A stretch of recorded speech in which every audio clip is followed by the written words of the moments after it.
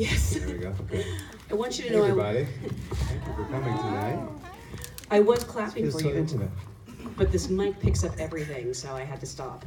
Thank you so much for being here. Congratulations on such a beautiful movie. It's so great seeing on the big screen.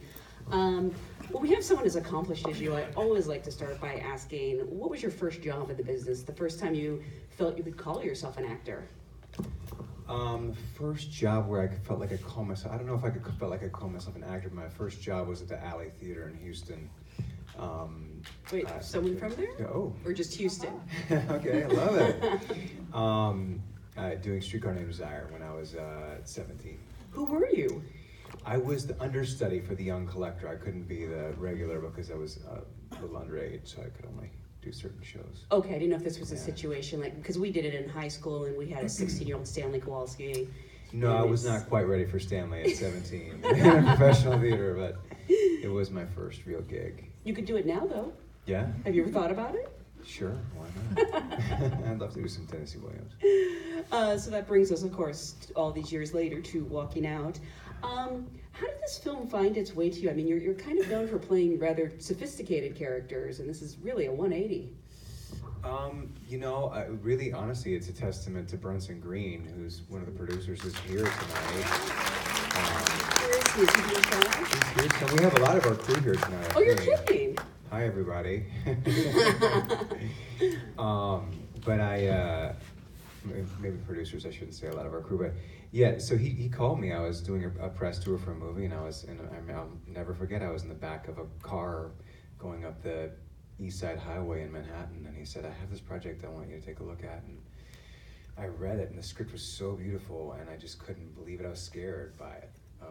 But I also knew, I had spent some time with Brunson, and I think he knew why I understood certain aspects of the script and the character, and so I'm just grateful that he trusted me. And then I had what people do nowadays, which is a Skype meeting with the directors, which is, we had to like three-way it, because I'm sure you could tell with the directors are twin brothers, which is very interesting. So we all Skyped together, and then I met them up in Montana, and we had almost a week time together in Montana, where we went fishing, and they showed me around the locations where we'd be filming. Of course, this is in a much warmer time. Yes. This is in the fall, and we went on a little hunting expedition with some locals, and just got a kind of a local taste of the local flavors, and so yeah, and then thankfully it all worked out. Because I mentioned, sophisticated roles, and I'm thinking of like White Collar or even The Last Tycoon. It's a little hard to imagine you like walking, or that character I should say, like walking around with a shotgun. Yeah. But was that part of the appeal of taking the part? Well, I think what's interesting to me is that for me, it's almost more funny to me that people always buy me as a white collar person, because I did grow up, I don't want to say extremely blue collar, but I grew up in Texas, in what is now a suburban area, but was a semi-rural area when I was growing up there. So my experience was much closer to this growing up than it was certainly White Collar or certainly The Last Tycoon. So it's funny to me that, so much about your public perception is in the marketing and how people first encounter you or perceive you. And I think one of the fun things about acting and trying to always work on your craft is challenging people's perceptions of that. And you mentioned, you immediately connected with the script, but were you excited but also really intimidated? Because, did you have any idea how much work it was going to be?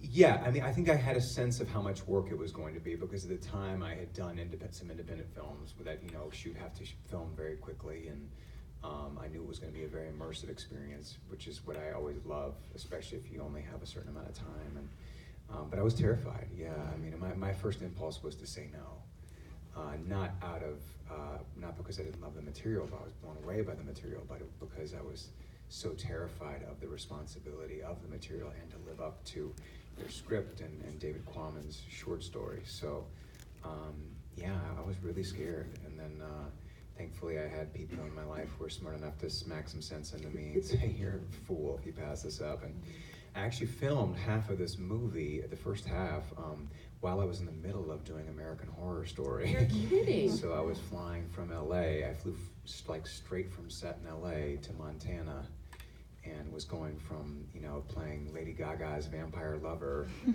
to, you know, an outdoor woodsman, like within a day. That's amazing. So it was a really surreal experience. And then thankfully, as time progressed, we were able to, you know, I finished that job and was able to just focus on this. I would just think even getting the facial hair to match from day to day, since this is... That was a situation, and Melissa, our makeup artist right there, she's there, can attest, but she did a fantastic job of zhuzhing and making sure it all matched up in the end. Because it's only taking place over the course of a day or two, so... Yeah, no, it had to be continuous, yeah. And how many days did you shoot for? How many days did we shoot for? 30. 30. 30. There you go, 30. He still sounds terrible. 30. But it was great. You know, it was one of those jobs where, you know, you're up on a mountain the entire time, and so you drive up in the pre-dawn hours. It'd still be dark out up these snowy mountain in the winter in Montana, and then you'd be on a mountain in the snow. There are no cast chairs. There were no cast trailers. We had a spot where we could get ready in the morning. It was like a trailer from like 1960, which was great and so homey and earthy. But then you're on, like, we didn't even have apple boxes. We would just like, kind of wait in the snow for the most part in between takes, and then they would let me go back to that and crash and have my little, you know, Sidney Lumet 20-minute nap at lunchtime. Come back. So. Did you pick up any new skills researching this part? I don't know if I picked up any new skill. I mean, certainly I never grew up hunting moose or elk. So that whole, we had an incredible crew and people who were so willing. Everyone from the stunt coordinator to some of the PAs were very versed in this world and had grown up in Montana. We had a great, somewhat Montana-based crew, and they were always really informative and helpful if I needed answers on anything. So, I mean, yeah, I guess I learned how to draw and quarter an elk,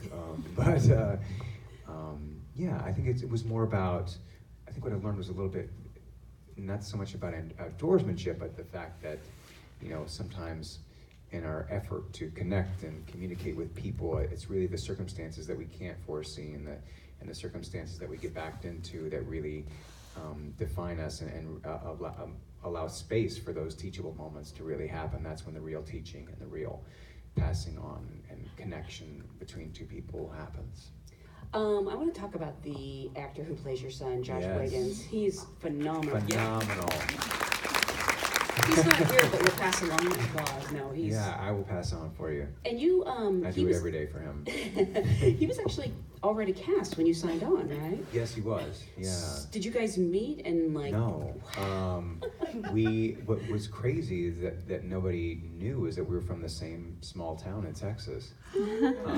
Obviously from different times, but we were from the same small town, so we had that in common. And he's just a really old soul and a consummate professional and so tasteful. And his music, I mean, he would put these playlists together for us that would just blow us away every day. And so we had that in common, but I mean, I literally stepped off a plane one night, and I think the next day we were on set that morning doing that scene where we're walking next to the river, and we first start that bird hunt when he can't get a bird. That was the first thing, like we started that maybe 5 minutes after we got acquainted. I mean, in a way, I guess you had an advantage because the characters are sort of estranged. Yeah. So it wasn't like, but you do have great chemistry. I don't know if it just sort of developed naturally as you shot, or. I think so. I mean, I think we both loved the story, and I think, you know, in situations like this, when you do a movie like this, you really have no idea if it's ever going to end up here. It's not like doing a Warner Brothers movie or something where you know it's going to have some type of distribution or deal. You're there because you love the story, and you're willing to be there and you know, you're not there to get a paycheck, you're there because you love it. And he was even more willing than I was to jump in and be in this immersive environment and to carry my big butt around for half the shoot. It really does have to haul you. So I think that just that inherent physical proximity from the time we got ready in the morning to the nature of the work itself was really bonding. And like I said, we had that shared background that we could, talk about. I call it Spring, Texas. He calls it Cypress. I guess it's evolved since I grew up there. And now there's a Spring and a Cypress. I can't keep up. Were there days when you just wanted to apologize when he's carrying you around hours Many on end? times, yeah. I actually bought him a massage at one point. Yeah. Because, it's not easy to do. And there was one day in particular where we were in snowdrifts. Am I talking too close to this microphone? No, it's just a very perceptive microphone. It really is. Yes. I'm sorry if I'm aspirating in your ears. It was a particularly hard day where we were in snowbanks that were 3 or 4 feet deep, sometimes deeper. In fact, we were in this spot where, from what I recall, they weren't really sure the last time people had been up there. Particularly in the wintertime, we had to take snowmobiles to get up to where we were going from the base camp. And to try to carry someone who's heavier than you are through 4 feet of snow is no small task. And he never complained, and he never backed down, and he always got what it was about. And I did my best to help him. I tried to stay as skinny as I could going into the shoots so that I would have a place to go. I really tried to do my best to just be skin and bones there by the end. But he's an amazing artist and an amazing person. And I think this material just was such a great fit for him at this time in his life. And he just rose up and just knocked it out of the park. I know you have children, but do you have sons? I have 3 sons. Oh my God. Yeah, I have 3 sons. Are they? But none of them are Josh's age. No. Yes. No. Okay. Yeah. Have they seen the movie? I'm old, but I'm not that old. Have they seen the movie? No, they haven't seen it. They want to see it. Yeah. I'm a little concerned if it would upset them, Yeah. I die in most everything I do, so they're going to be anesthetized to it. By the time I really grow up, they'll be like, oh, there he goes again. Have they seen much of your work, or? There's not a lot of my work they can't see. I had this flicker of hope. I was attached to this DreamWorks animated movie for years. Melissa McCarthy and I can't remember, Seth Rogen. For years I was finally my kids can see something, and that movie has just been in turnaround hell. So, what have they seen? What have they seen? White Collar. They've seen. What have they seen? No, they haven't seen In Time.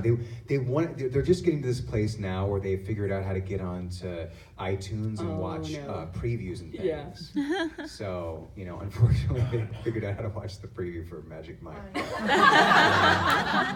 Whatever. You can't shield them forever. Were they impressed or embarrassed? I think they thought it was hilarious in a you're an idiot kind of way. No, I think they're really interested in it. They like storytelling, and they're really interested in watching things and sussing out the story, and especially our 9-year-olds are just kind of figuring out what it means to be an actor and to be a part of these stories. And so I think they think it's fun. They have lots of questions about it. I try not to make it seem too cool because I don't want them to necessarily go into this biz, but if they choose to, then we'll support them in that. You might have already answered this, just talking about the sheer... I've talked a lot, so I probably have. Just talking about the sheer endurance of this shoot, but what was the most difficult part about making the movie? What was the most difficult Even a particular part? scene that maybe you struggled with?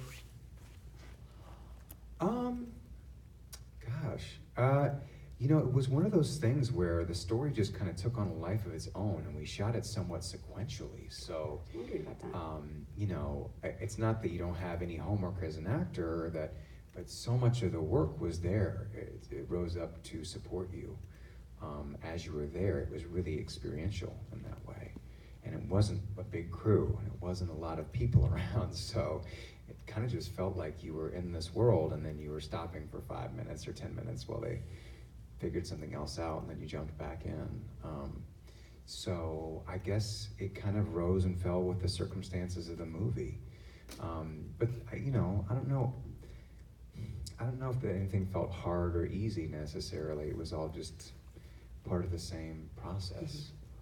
I do Props. There was a props scene. Oh, yeah? I remember when I was making him the dinner and talking to him about what it was going to be like to go hunting and how he won't need his phone there, and that was kind of busy props-wise. But sometimes that can be harder than freezing to death in a snowbank. Or fighting a bear. Yeah, that too. This movie actually affected me so much when I saw it. I had a dream that night I was attacked by a bear. Really? Yeah, but it was so cute. Oh, wow. It was like the little bear. Yeah. You were attacked by like Paddington? The cute little bear that he scares off at the beginning. Oh, yeah. it attacked you though. Yes, but I So kind of you were David in the story. A little bit. Yeah. Interesting. But I survived. Well, there are a lot of subconscious elements in the story. Really? It is a very kind of Lynchian, like even that dream sequence in the end with the bear paw and all that. There are a lot of kind of subterranean elements in the film, I think, when I saw it. Well, it definitely worked its way to my psyche, so. Good job, Alexander Smith. Oh, actually, I want to ask for my own reference. Have you ever worked with dual directors before? What is that like? No, I'd never worked with dual directors, and I'd never worked with twins, but it's interesting because we have twins, so twin boys. So I did have somewhat of an understanding of what it's like, obviously on a much younger level, to see twins suss things out and work together and have that shorthand and that shared language that they do. So I had a little bit of that, but it was fascinating to see and how they divide and conquer. And you know, Alex would sometimes be with me more, and then Andrew would be with you know, oh my gosh, Josh more, and so it would change day to day. And sometimes I just have to step back and go, okay, these twins need to work this out, and come back to me when you guys work it out. But you guys need to have a talk together. So what you do with your twins too? Yeah. You guys work it out. Sometimes you have to just step back and let them work it out themselves. Yeah. I do want to take some questions from the audience. I would Should we love have to. some? We'll start right here in the front. Yes. Well, I have a movie question, but first, belated happy birthday. Oh my Thank you gosh, so much. it was yesterday, right? It was Wednesday. Right. Sorry, everyone. You remember better than I did. That's amazing. Thank you. Mine was Monday, but that's okay. Oh. Hello, Libra. Yes, Yes. Sorry, I had to make it all about me. Yeah, did you have a great birthday?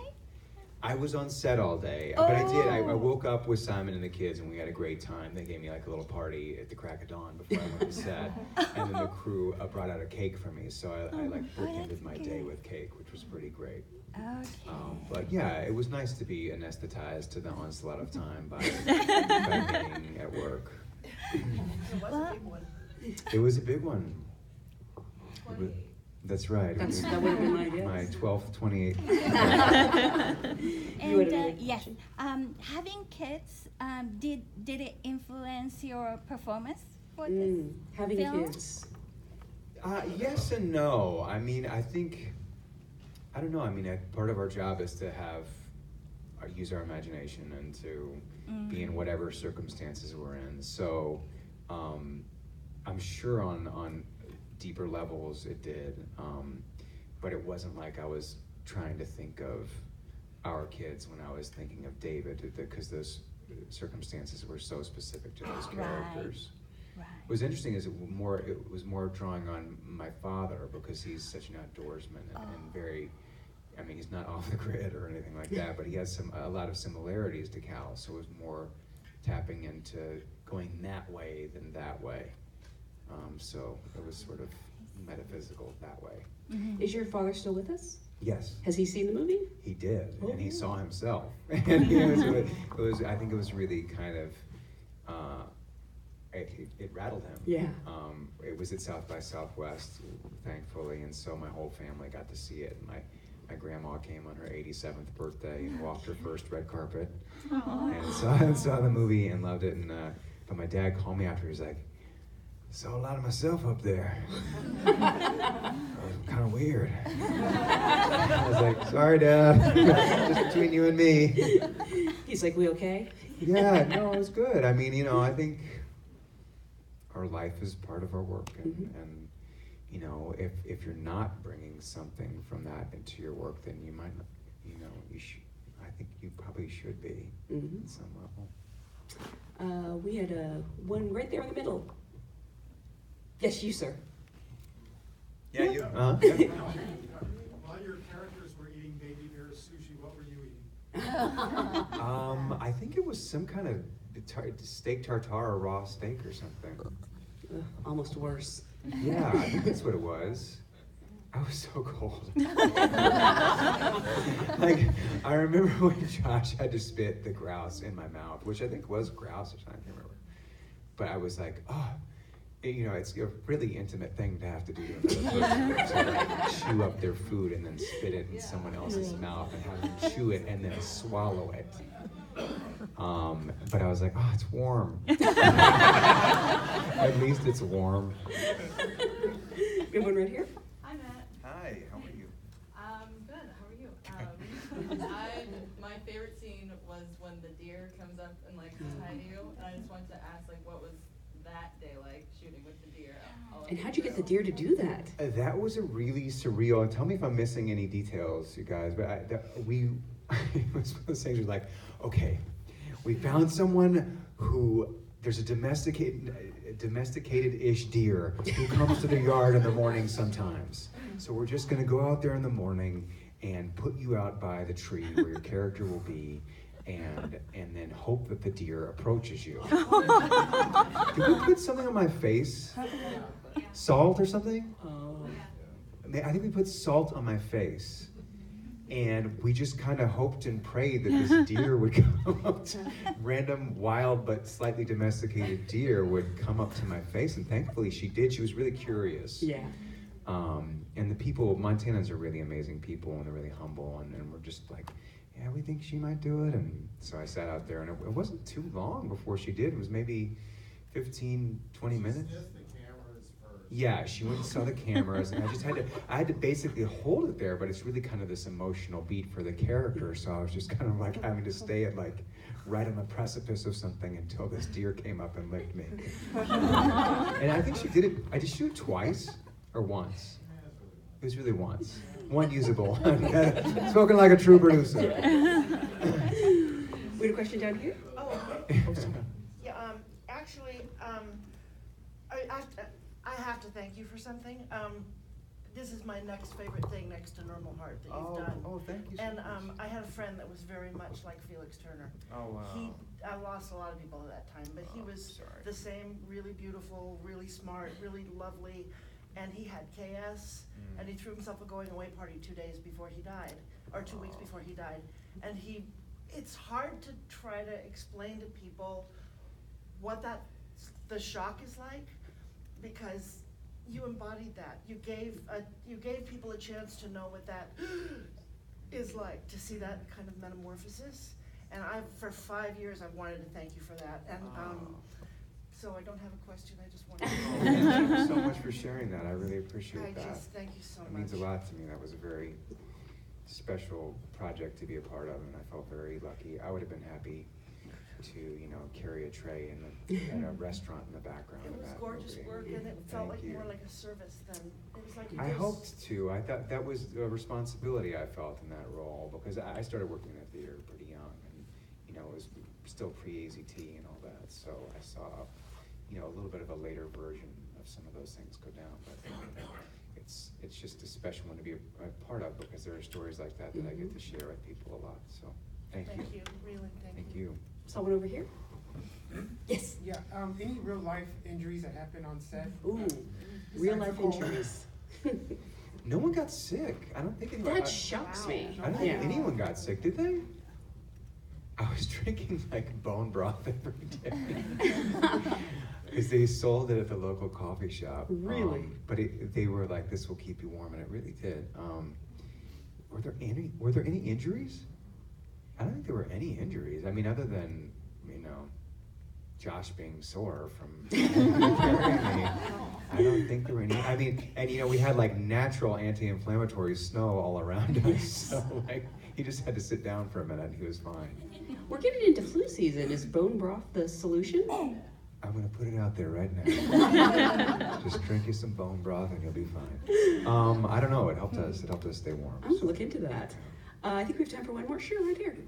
I don't really have a question because you already answered my question. I admire and respect on your versatility I'm a big Last Tycoon fan, as you Aw. can see my t-shirt. Thank But I also am a big fan of Normal Heart and White Collar and this role. So I just wanted to thank you for your versatility and your willingness to play lots of different kinds of roles. Thank you very much.